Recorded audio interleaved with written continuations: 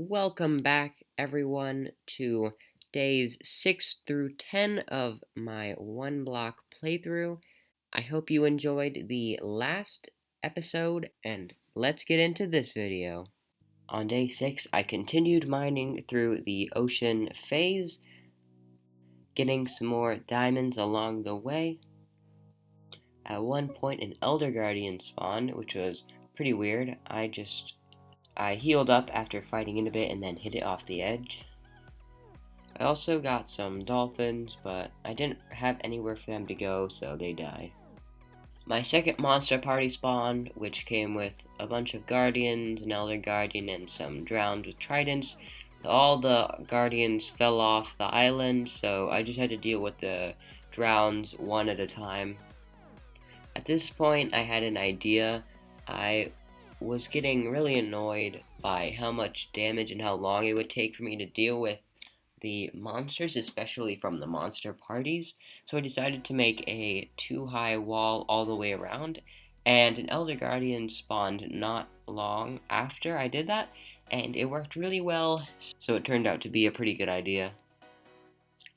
After making the enclosure, I continued mining for the rest of the day and through the night. After a while, I got another upgrade, which turned out to be the jungle dungeon phase, which was interesting. I hoped to get some resources that I could use to finally build an actual base. I tamed one of the parrots, and I got myself another friend since all my wolves had died. Some vexes spawned, which, if you don't know what vexes are, they're these little flying creatures with swords that can go through walls and are usually found in woodland mansions and summoned by evokers, but in this case they just spawned in and I had to kill them slowly because they just flew around and went through any of the obstacles in their path. I also tamed an ocelot that I could maybe turn into a cat at some point, but I just tamed it because I could. I also planted some bamboo that I had gotten so that I could start growing that. That could be the fuel for future auto smelter. On day 7, I also decided to, after I had gone mining for a while and done some of the other things like planting bamboo and taming some animals, I decided that I needed to start planning out my future base that would look a lot better and would last hopefully throughout the rest of the 100 days. I decided to put this quite a bit farther than my other house was from the one block, so that if anything spawned, then I wouldn't have to worry about it wrecking my house. I started building it out of cobblestone, just as the base layer block. I'd probably change that at some point. I also made the door 2 blocks wide, so that I could have a double door instead of a single door. I also started working on 3 archways that would be in the house, one leading to the left and one leading to the right, which could be 2 rooms, and then one going straight on to perhaps the main room. I decided that I would probably use jungle wood for the wood type of the house.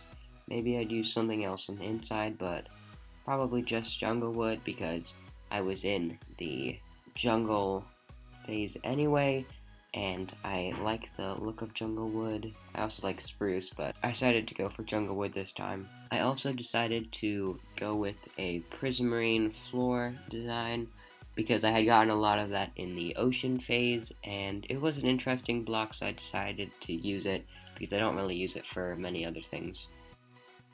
After I'd done a little bit more building, I decided to put down some signs to mark what the rooms would be used for, and started working on the room to the left, which is going to be my chest room. And I started exchanging the cobblestone for stone bricks.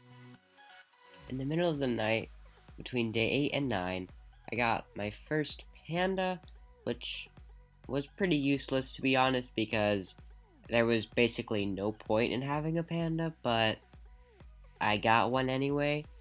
I kept on mining through the blocks so that I could get some more resources for my house that was currently under construction. I got a horse, which also was kind of useless because there's no point in riding around in my island because it's so small. The only thing I could think of was maybe if I was going to journey in the Nether, if I could bring the horse so that I could travel faster in there, but that was the only reason I would need that, so I just kind of pushed it out of the way and left it there. On day 9, I started it out by making a sugarcane farm because I had just gotten some sugarcane, so I put down some sand and some water so that I could plant the sugarcane on it and started growing some sugarcane.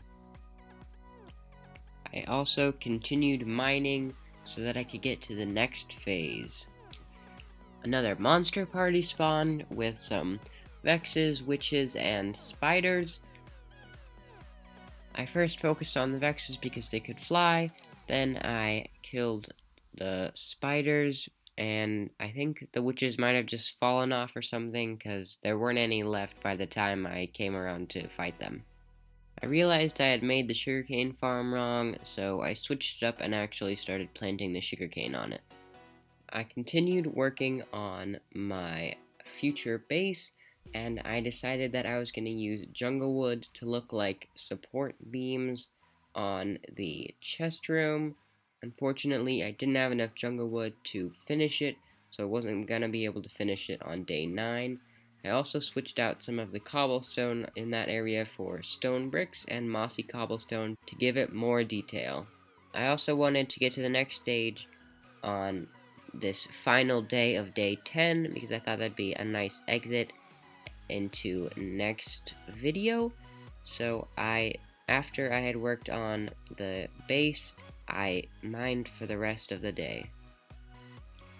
As day 10 was almost up, I got a special heart chest which had 2 diamonds in it, and I also got the upgrade to the next stage. Alright everyone, thanks for watching, and I will see you guys in the next video.